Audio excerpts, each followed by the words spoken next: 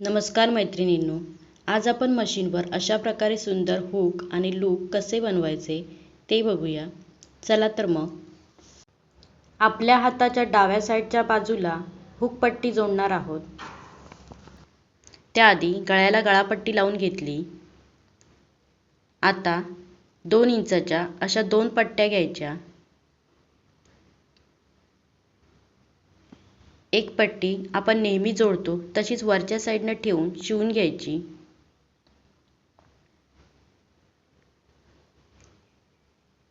आणि मग वरून एक दाब शिलाई द्यायची अशा प्रकारे.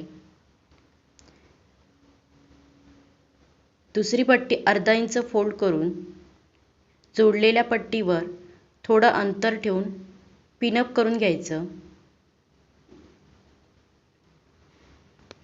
आणि मग हुकच्या खुणा करून घ्यायच्या.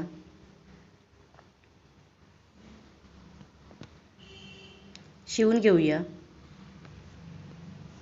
साईडला पेपरवर दाखवल्याप्रमाणे शिवून घ्यायचं.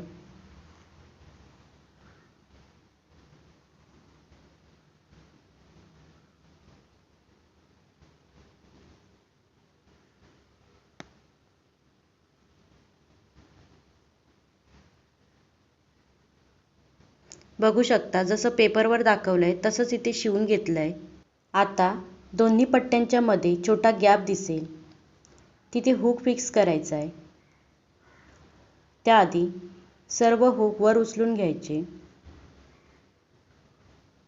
आणि मग सर्व हुक गॅपमध्ये अशा प्रकारे फिक्स करायचे. जवळून बघू शकता असे फिक्स केलेत. मग एक एक करून सर्व हुक गॅपमधून असे बाहेर काढायचे. बाहेरून हुक असे दिसतील.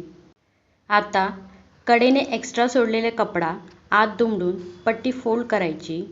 अजून एकदा फोल्ड करून कडेने शिलाई द्यायची. पट्टी 1 इंचाची ठेवायची आहे.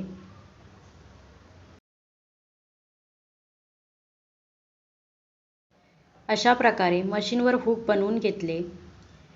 आतून बाहेरून फिनिशिंग पण छान आलेली आहे. आता लूप बनवूया. आपल्या हाताच्या उजव्या साईडच्या बाजूला लूप बनवायचे आहेत. त्याआधी गळ्याला गळापट्टी लावून घेतली. नंतर 3.5 इंचाच्या 2 पट्ट्या घ्यायच्या.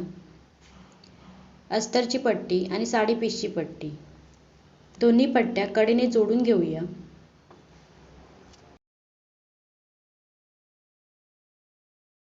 जोडून घेतल्यानंतर ब्लाऊजच्या आतून ही पट्टी जोडायची आहे.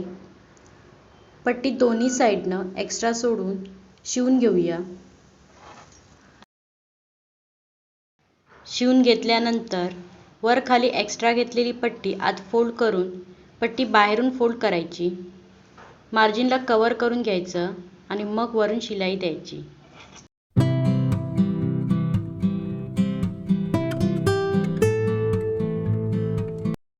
अशा प्रकारे कव्हर करून घेतलं. आता पट्टी 1 इंचाची ठेवून अजून एकदा फोल्ड करायची आणि कडेने दाब शिलाई द्यायची.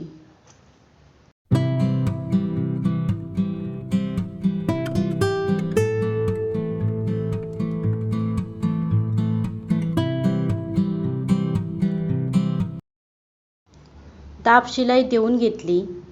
नंतर अटॅच केलेल्या हुकच्या समोरासमोर लूपसाठी खुणा करून घ्यायची.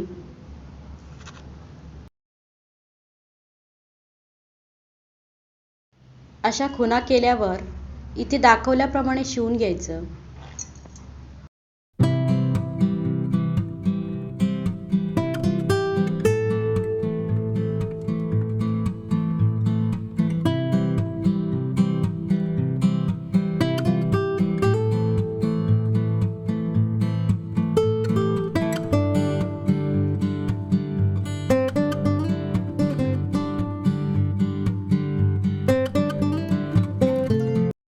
अशा प्रकारे झिगझॅग लाईनने शिवून घेतलं. बघू शकता लूपची फिनिशिंग पण छान आलेली आहे. हुक लूपचा व्हिडिओ कसा वाटला कमेंट्समध्ये लिहा. आवडला असेल तर लाईक करा, सबस्क्राईब करा. धन्यवाद.